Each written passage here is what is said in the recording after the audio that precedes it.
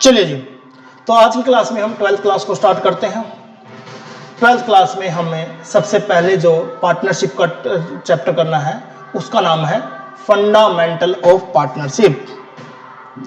Fundamental of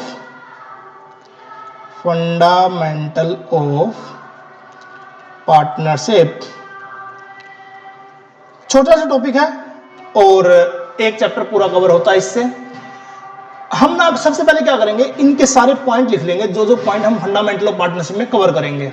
उसका reason ये है कि 11th क्लास में आपने जो स्टडी की थी ना, उसमें सिर्फ क्या था कि सिर्फ एक ही टॉपिक होता था एक चैप्टर में। जैसे डेप्रिसिएशन चैप्टर की बात करो, जो सबसे ट्रिकी माना जाता है बच्चों के द्वारा, उसमें हम सिर्फ दो ही टॉपिक कवर करते थे, एक स्ट्रेट लाइन मेथड और एक रिटर्न डाउन वैल्यू मेथड। तो कोई खास मतलब डिफरेंस था नहीं। बट यहाँ पे क्या होगा, आपको क्लासिफाई किया गया है चैप्टर को, तो डिफरेंट टॉपिक्स में डिवाइड किया गया है। तो हम पहले सारे टॉपिक के नाम लिख लेते हैं जिससे हमारे कंफ्यूजन क्रिएट ना हो, फिर हम धीरे धीरे सारे टॉपिक को कवर कर लेंगे। ठीक है, तो आप क्या करो, नोट्स बनाते रहना। सबसे पहले नोट्स मस्ट है, ठीक है। तो आप साथ के साथ लिखते भी रहो, जो मैं बोल के नोट्स बनवाऊं या फिर जो मैं लिख के नोट्स बनाऊं, वो सारे नोट्स आपको प्रिपेयर करने होंगे। ठीक है, तो इसमें सबसे पहले टॉपिक है पार्टनरशिप की डेफिनेशन। पार्टनरशिप की डेफिनेशन, ये तो सबसे पहले समझना ही पड़ेगा आपको कि नया टॉपिक कर रहे हो, पार्टनरशिप पढ़ रहे हो, पहले आपने कभी पार्टनरशिप पढ़ा ही नहीं, तो पहले डेफिनेशन और उसकी कुछ थ्योरी तो पढ़नी पड़ेगी ना। तो हम पहले पार्टनरशिप की डेफिनेशन और कुछ थ्योरी करेंगे। सेकंड टॉपिक है प्रॉफिट, सॉरी सेकंड टॉपिक ये नहीं है, सेकंड टॉपिक है पार्टनरशिप डीड। पार्टनरशिप डीड हमारा एक टॉपिक आएगा। थर्ड है हमारा calculate interest on loan. Interest on loan. Fourth है हमारा prepare partners, sorry prepare profit and loss appropriation account. क्या होता है बात कर लेंगे सारी हम, बट अभी आप लिखते रहिए। नेक्स्ट है हमारा prepare partners capital account and current account. Sixth है हमारा कैलकुलेट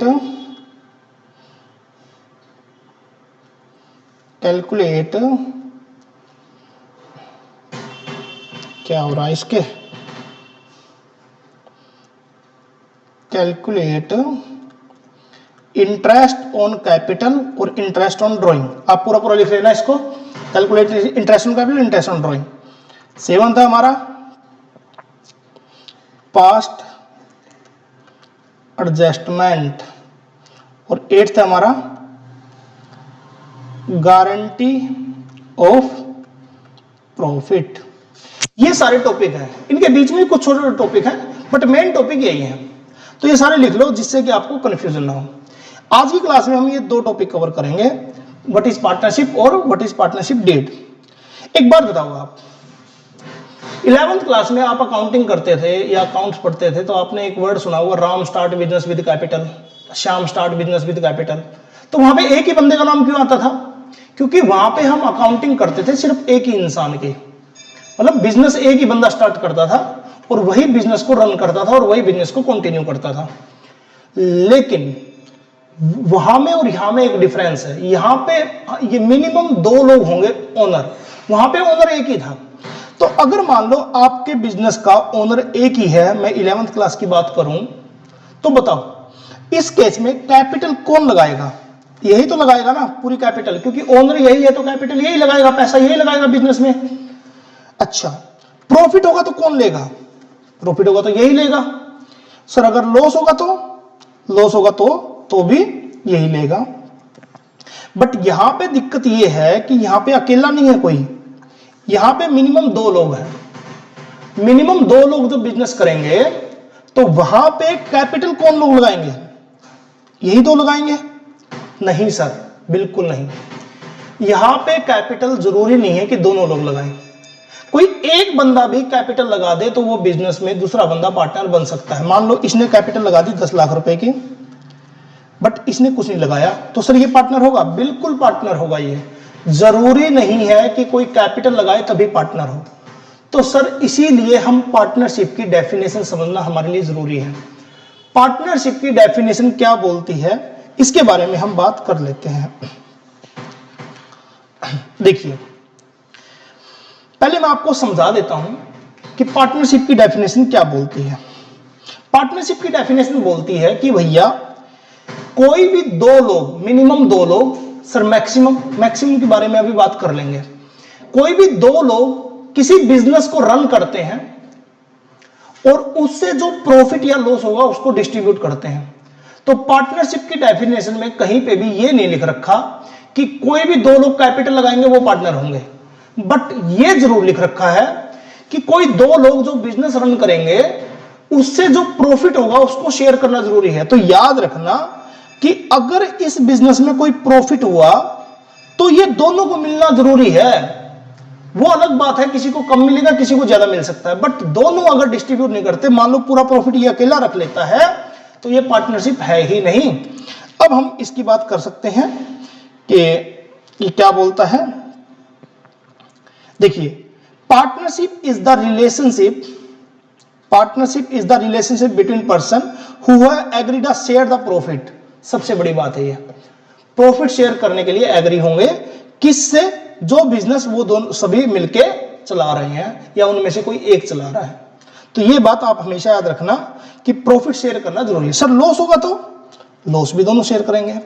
तो कहने का मतलब ये रहा, अगर आप मोटा मोटी समझे, कि यहां पे एक ही पार्टनर ओनर था, यहां पे मिनिमम दो ओनर है। तो सर क्या फर्क पड़ेगा? अकाउंटिंग के पॉइंट ऑफ व्यू से तो कोई फर्क नहीं पड़ेगा। आपने पार्टनरशिप की डेफिनेशन समझ में आ गई कि कुछ लोग मिलके जो बिजनेस करेंगे उससे जो प्रॉफिट कमाएंगे उस प्रॉफिट को शेयर करेंगे, उसको बोलेंगे पार्टनरशिप। अब सुनिए आगे की बात। एनसीईआरटी का मानना है कि आप ना 11th क्लास में बहुत अच्छे स्टडी करके आए होंगे, तो वहां पे आपने जर्नल एंट्री किया था, लेजर बनाया था, बिल्कुल बनाया था सर। ट्रायल बैलेंस, जी सर, ट्रायल बैलेंस, जी सर, क्या हो रहा आज, ट्रायल बैलेंस भी बनाई थी वहां पे। P&L अकाउंट, जी सर बनाया था। बैलेंस शीट, जी सर बनाया था। कुछ बच्चे कहते हैं ट्रेडिंग में बनाया था, ट्रेडिंग P&L का पार्ट होता है। पार्टनरशिप की अकाउंटिंग भी सेम होती है, बिल्कुल सेम, डिट्टो। तो सर डिफरेंस क्या है? बिल्कुल कोई डिफरेंस नहीं है। यहां पे भी आपको जर्नल एंट्री करना है, लेजर बनाना है, ट्रायल बैलेंस बनाना है, P&L अकाउंट बनाना है और बैलेंस शीट बनाना है। तभी एनसीईआरटी ने कहा कि आप ये सब नहीं बनाना, मत बनाना। तो सर क्या करें? वो कहता है कि जो अकाउंट यहां पे प्रिपेयर करना जरूरी नहीं था और इनके लिए जरूरी है, मतलब जो अकाउंट आपने 11th क्लास में नहीं समझे और यहां पे समझना जरूरी है, बस उन्हीं अकाउंट को प्रिपेयर कर दो फंडामेंटल ऑफ पार्टनरशिप चैप्टर में। तो सर ऐसा कौन से अकाउंट है जो आपको प्रिपेयर करने हैं? तो क्वेश्चन कहता है कि भैया मैं आपको नेट प्रॉफिट कैलकुलेट करके दूंगा। सर क्वेश्चन ही देगा? बिल्कुल देगा। नेट प्रॉफिट मान लो 1 लाख, बताओ नेट प्रॉफिट कहां से आता है? P&L अकाउंट से। मतलब P&L अकाउंट से पहले की चीजें तो आपको करनी ही नहीं है। नेट प्रॉफिट 1 लाख रुपए आपने कमा लिया, पार्टनरशिप में इस प्रॉफिट को डिस्ट्रीब्यूट करना आपको पार्टनर्स के बीच में। 1 लाख रुपए जो आपने कमाए ये आपको क्या करने हैं? डिस्ट्रीब्यूट करने हैं। किसके बीच में? पार्टनर्स के बीच में। ये बात आपको समझनी पड़ेगी, ठीक है?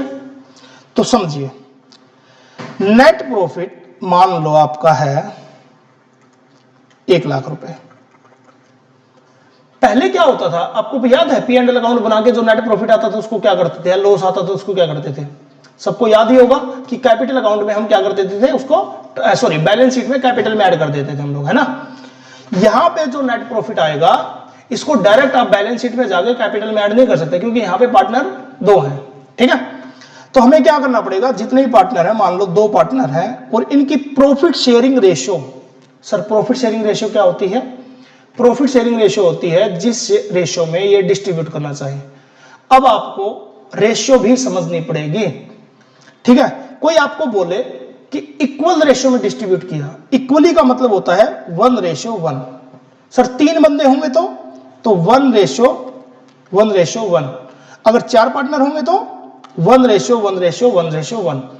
मतलब क्या हुआ कि अगर कोई आपको इक्वल डिस्ट्रीब्यूट करने के लिए बोले तो आप क्या करोगे, जितने भी पार्टनर हैं उनको एक एक पार्ट दे दोगे, ठीक है। तो सर 1:1:1:1 का मीनिंग क्या होता है, पहले तो ये समझो आप, क्योंकि कई बच्चों को तो ये भी नहीं पता। बताओ इस केस में, फॉर एग्जांपल इस केस में कितने पार्टनर है मेरे पास? 4 पार्टनर है, बिल्कुल 4 पार्टनर है सर। इसको कितना मिला? एक हिस्सा। इसको कितना मिला? एक। आपको क्या करना है, इन सबका टोटल कर लेना है। जब भी आपको सामने रेशियो दे रखी है तो रेशियो का टोटल कर लो सबका। तो 1 + 1 + 1 + 1 कितना हुआ? 4। तो कहने का मतलब ये हुआ कि प्रॉफिट को 4 पार्ट में बांटा है, 4 पार्ट में डिस्ट्रीब्यूट किया है। इसको मिला एक हिस्सा, नीचे हम टोटल लिखते हैं, ऊपर उसका हिस्सा लिखते हैं। इसको भी कितना मिला? 1/4। इसको भी कितना मिला? 1/4। इसको भी कितना मिला? 1/4। ठीक है। तो ये होती है रेशियो कि आप शेयर को कैसे डिस्ट्रीब्यूट करते हो। अब आपको परसेंटेज की फॉर्म में नहीं देना, ये वैसे परसेंटेज ही है, लेकिन अब आपको रेशियो में कन्वर्ट करके देना होता है, ठीक है। तो 1 लाख को 1/4 1/4 1/4 डिस्ट्रीब्यूट कर देंगे। कैसे करेंगे? मल्टीप्लाई करके। 1 लाख को 1/4 से मल्टीप्लाई करके। तो अगर आप करोगे तो 25 हजार रुपए आ जाएंगे प्रॉफिट का हिस्सा इनका, ठीक है। तो नेट प्रॉफिट हम डिस्ट्रीब्यूट कर देंगे 1 लाख रुपए।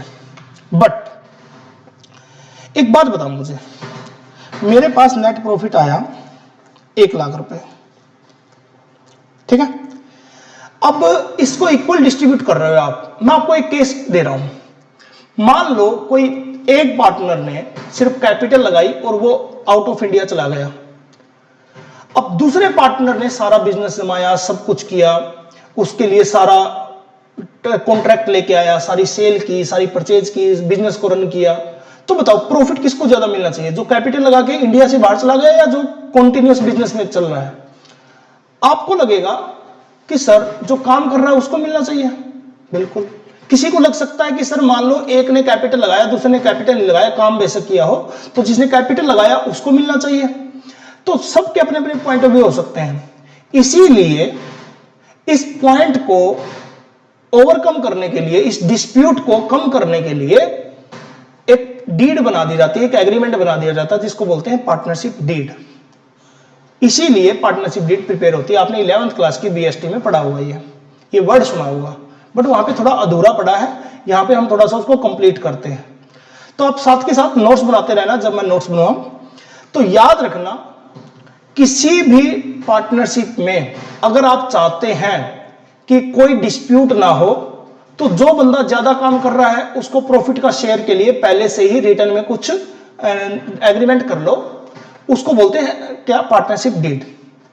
तो पार्टनरशिप डीड की अगर आप डेफिनेशन लिखना चाहो तो अपनी कॉपी पे लिख सकते हो कि partnership deed is a written agreement between the partners for overcome the future dispute in share of profit.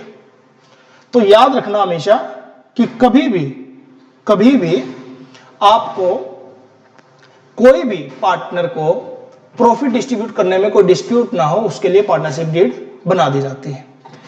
तो याद रखना एक बात और, कि ये सिर्फ प्रॉफिट के डिस्ट्रीब्यूशन को ही संभाल सकती है। आपको अपने प्रॉफिट में जो गड़बड़ लग रही है कि भैया मुझे ज्यादा मिलना चाहिए, आपको ज्यादा मिलना चाहिए, उसके लिए आप पार्टनरशिप डीड में सारी बातें लिख सकते हो। सर कैसे लिखें? मान लो मैंने कैपिटल लगा रखी है 10 लाख रुपए। मान लो 2 पार्टनर है, इस एग्जांपल को मैं थोड़ा सा साफ कर देता हूं। मान लो 2 पार्टनर है ए और बी। इसने कैपिटल लगाई 1 लाख रुपए और इसने कैपिटल लगाई नहीं, कैपिटल लगाई, पैसा ही लगाया बिजनेस में, और इनको नेट प्रॉफिट हुआ मान लो 1 लाख रुपए ही, ठीक है। अब मुझे एक बात बताओ कि इसको ज्यादा मिलना चाहिए कि इसको ज्यादा मिलना चाहिए इस 1 लाख में से? सर ऑब्वियस इसको मिलना चाहिए। नहीं, हम क्या करेंगे, नेट प्रॉफिट में से इसको इंटरेस्ट दे देंगे, इंटरेस्ट ऑन कैपिटल। मान लो इसका 5%, कैपिटल का 5%, कितना हुआ? 1,00,000 का 5% कितना, 5,000 रुपए। तो कितना बचा, 95,000 हमारे पास प्रॉफिट बच गया। अब हम क्या करेंगे, मान लो बी ने बहुत हार्डवर्क किया, तो इसको हम क्या करेंगे, प्रॉफिट में से सैलरी दे देंगे कि भैया 10,000 रुपये तुम सैलरी ले लो। तो कितना बचा, 85,000 बचा। फिर क्या हुआ, मान लो किसी ने सेल करवा दी इन दोनों में से, पार्टनर में। तो पहली बात तो याद रखना, पार्टनर को मिल रहा है। मान लो कमीशन देना पड़ गया, तो उसको 10,000 रुपये कमीशन दे देंगे। तो प्रॉफिट कितना बचा, 75,000। अब ये 75,000 रिमेनिंग बचा सब कुछ देने के बाद। जिसने ज्यादा काम किया था उसको सैलरी दे दी, जिसने कैपिटल लगाया था उसको इंटरेस्ट दे दिया, जिसने कमीशन लेना था कमीशन दे दिया। अब जो प्रॉफिट बचा इसको हम प्रॉफिट शेयरिंग रेशियो में डिस्ट्रीब्यूट कर लेंगे। समझो इस बात को, ठीक है। इस बात को थोड़ा सा अच्छे से समझना पड़ेगा आपको। इस 75,000 को हम अगर मान लो इक्वल डिस्ट्रीब्यूट करना चाहते हैं तो 37,501 को 37,500 दूसरे को दे देंगे, ठीक है। तो अल्टीमेटली ये आपका ओवरऑल कैलकुलेशन होगी। तो सर ये सारी बातें, जब आपको इंटरेस्ट ऑन कैपिटल मिलेगा, सैलरी मिलेगा, कमीशन मिलेगा, ये सारे चीज आपको अपनी पार्टनरशिप डीड में मेंशन करनी पड़ेगी, तभी मिलेगा, नहीं तो नहीं मिलेगा। मान लो आपने बहुत ज्यादा कैपिटल लगा रखी है और डीड में मेंशन नहीं कर रखा तो नहीं मिलेगा। सर आपको सैलरी चाहिए तो पहले लिखना पड़ेगा, पहले डीड में एग्रीमेंट करना पड़ेगा, सभी पार्टनर एग्री करेंगे तभी आपको मिलेगा, नहीं तो नहीं मिलेगा। तो सर लिखवा दो इसको कि क्या क्या चीजें हैं जो नेट प्रॉफिट में से मिलनी चाहिए। नेट प्रॉफिट में से सबसे पहले इंटरेस्ट ऑन कैपिटल अगर डीड में है तो मिलेगा, और अगर डीड में नहीं है, डीड ही नहीं है तो नहीं मिलेगा, सॉरी नहीं मिलेगा। पहली चीज ये है। सर इससे ऐसे तो बहुत सारी चीजें होंगी, नहीं, कुछ एक चीजें हैं। आगे इंटरेस्ट ऑन ड्राइंग, ये वैसे बिजनेस के लिए इनकम होती है, सबको पता होगा, क्योंकि ड्राइंग पार्टनर करता है और वो ब्याज पे करता है फर्म को। हम फर्म के पॉइंट ऑफ व्यू से सोचते हैं इसको। तो वो ये भी डीड में लिख रखा होगा तो मिलेगा, नहीं तो नहीं मिलेगा। सैलरी टू पार्टनर, पार्टनर को सैलरी डीड में लिख रखी होगी तो मिलेगी, नहीं तो नहीं मिलेगी। कमीशन डीड में लिख रखा होगा तो मिलेगा, नहीं तो नहीं मिलेगा। रेम्यूनरेशन डीड में लिख रखा होगा तो मिलेगा, नहीं तो नहीं मिलेगा। हाँ, एक नई चीज आएगी अब आपके, एक होता है इंटरेस्ट ऑन लोन, हमारे लिए इंटरेस्ट मतलब फर्म के लिए इंटरेस्ट, और किस पे, पार्टनर के लोन के ऊपर। तो सर पार्टनर ने हमें लोन दिया, हम कौन है, मैं हम बोल रहा हूं, इसका मतलब है फर्म। फर्म को लोन दिया और फर्म ने बदले में ब्याज पे किया उसको। तो इसके ऊपर एक रूल बनाया गया है कि अगर आप एग्रीमेंट भी नहीं करते हो तो आपको 6% पर एनम पे करना ही होगा। सर ऐसा क्यों? क्योंकि लोन किसी बाहर वाले से भी लोगे तब भी ब्याज पे करना पड़ता है। कैपिटल तो पार्टनर की होती है, ड्राइंग भी पार्टनर का होता है, लेकिन लोन एक ऐसी चीज है जो किसी आउटसाइडर से भी ले सकते हो आप, ठीक है। और अगर डीड में आपने मेंशन किया होगा, डीड में जो डिसाइडेड होगा वो भी कर सकते हो आप। सर ये क्या बकवास है? अरे भैया 6% तो देना ही है। अगर आपने डिसाइड कर लिया कि 10% देंगे तो 10% देना पड़ेगा। अगर सर मैंने डिसाइड कर लिया 3%, तो कम हो सकता है? बिल्कुल। डिसाइड अगर आपने 3% कर, देना जरूर पड़ेगा।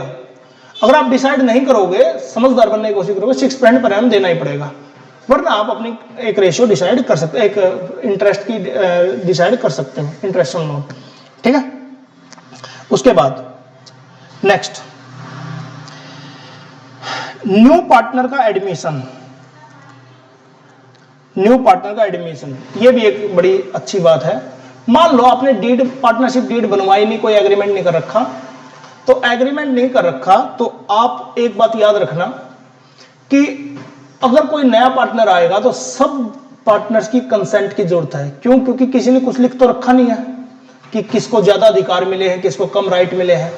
तो आप क्या करोगे, जब भी आपको नए पार्टनर को एडमिट करना है तो आप न्यू पार्टनर को एडमिट कर सकते हो, बट सभी पार्टनर की कंसेंट। तो all partner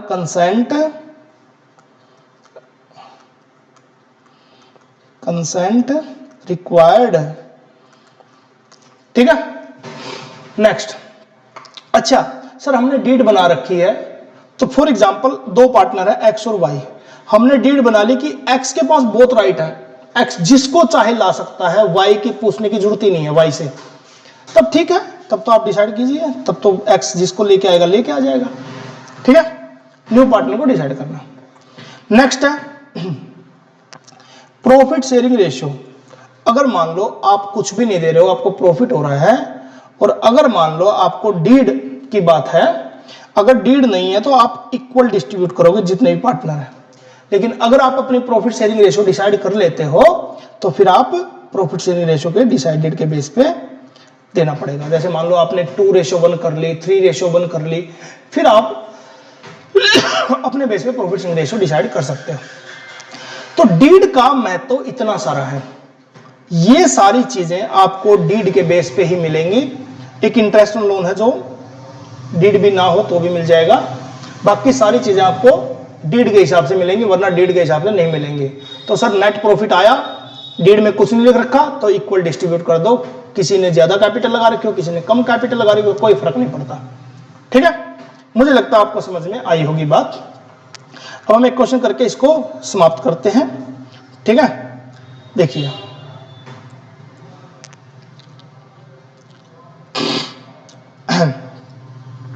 Amar, Karan and Charu are partner in firm, they do not have partnership deed. Partnership deed नहीं है ही नहीं, याद रखना। Amar had invested more capital than other partner and ask for interest on capital at 10% per annum. अमर ने ज्यादा capital लगा दी और कह रहा है कि 10% per annum interest on capital दो। अरे भैया जब डीड नहीं है तो क्यों दें, डीड नहीं है तो नहीं मिलेगा इंटरेस्ट ऑन कैपिटल।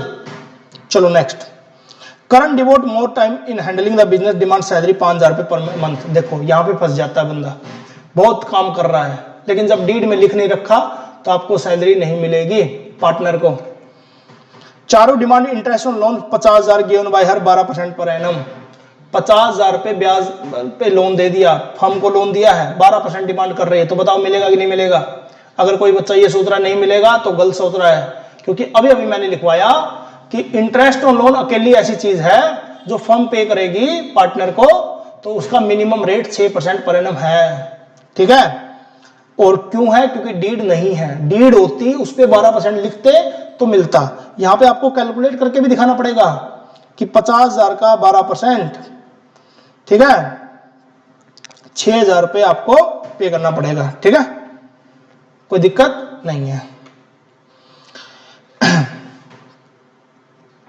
सॉरी 6%, 12%, 50,000 का 6%, 3,000 रुपए, सॉरी गलती हो गई मेरे से। तो 50,000 का 12% पे नहीं करना, आपको 6% करना है, क्योंकि डीड नहीं है, डीड होती और उसमें डिसाइड होता तो 12% देते हम। नेक्स्ट, अमर विड्रॉ 10,000 रुपए एज ए ड्रॉइंग। मैंने कहा इंटरेस्ट ऑन ड्रॉइंग भी आपको तभी मिलेगा जब आपका डीड होगी, और डीड में ये बात मेंशन होगी। प्रॉफिट 50,000 रुपए। अमर डिमांड डिस्ट्रीब्यूटिंग कैपिटल रेशियो। देखो कितना बड़ी बात है ये। अमर कह रहा है कि जितनी कैपिटल जिसने लगाई है ना उसी पे दो, जिसने कैपिटल ज्यादा लगाई उसको ज्यादा दो, जिसने कम लगाई उसने कम दो। क्यों बोल रहा है ये पता है, क्योंकि इसने ऊपर देखो लिख रखा है अमर ने ज्यादा कैपिटल लगा रखी है, ये समझदार बन रहा है। ये कहना चाह रहा है कि जिसने कैपिटल ज्यादा लगाई उसको ज्यादा पैसा मिले, जिसको कम लगाई कम पैसा मिले, लेकिन ऐसा नहीं होगा। जब डीड नहीं है तो सबको इक्वल पैसा मिलेगा, ये बात भी याद रखना। Karan want to introduce son in the चारों ऑब्जेक्ट टू प्रपोजल। अगर भाई चारों ने ऑब्जेक्ट कर दिया तो आपको नए बंदे को आप नहीं ला सकते, क्योंकि हमने साफ साफ लिख रखा है कि जब डीड नहीं है तो किसी के पास अधिकार नहीं है, किसी के पास एक्स्ट्रा राइट नहीं है, तो आप क्या करोगे, सभी पार्टनर की कंसेंट लोगे, ठीक है। तो ये आपका क्वेश्चन इस प्रकार से है। एक छोटी सी बात बता के आज की क्लास समाप्त करते हैं। कोई भी एग्रीमेंट जो पार्टनरशिप डीड बोला मैंने, वो जरूरी नहीं है कि वो रिटर्न में हो, उसको आप ओरली भी कर सकते हो, बट आपके पास एक सफिशिएंट प्रूफ होना चाहिए कि वो एग्रीमेंट वैलिड है। तो पार्टनरशिप एक्ट ने ये आपको एक राइट दे रखा है कि एग्रीमेंट अगर ओरल भी होगा तो आप उसको अप्लाई कर सकते हो। सर ऐसे तो डिस्प्यूट हो जाएगा, बिल्कुल डिस्प्यूट नहीं होगा, उसके लिए एक सफिशिएंट प्रूफ होते हैं सबके पास। तो आप इस चीज में दिमाग मत लगाइए, बट बस इतना समझिए कि ओरल अगर एग्रीमेंट हुआ तो भी वैलिड है, जैसे पार्टनरशिप डीड में लिख रखा है 12% पर एनम मिलेगा इंटरेस्ट ऑन लोन, लेकिन अगर आपने ओरली भी बोल दिया एक दूसरे को तो वो भी वैलिड है। तो डीड, तो याद रखना अगर कोई एग्रीमेंट ओरल है उसको एग्रीमेंट बोलेंगे, और अगर वो रिटन में है तो उसको पार्टनरशिप डीड बोलेंगे। एक नंबर का क्वेश्चन आता है। तो एग्रीमेंट दोनों ही है, ओरल वाला भी रिटन वाला भी, लेकिन ओरल वाले को एग्रीमेंट बोलेंगे और रिटन वाले को पार्टनरशिप डीड बोलेंगे। नेक्स्ट क्लास में हम इंटरेस्ट ऑन लोन करेंगे। ये हमारा थ्योरेटिकल पोर्शन था, इसमें से ज्यादा बेसिक पॉइंट आते नहीं है। तो नेक्स्ट क्लास में हम न्यूमेरिकल स्टार्ट करेंगे, तो आप कंटिन्यूअस क्लास लेते रहिएगा। थैंक यू वेरी मच, मिलते हैं नेक्स्ट क्लास।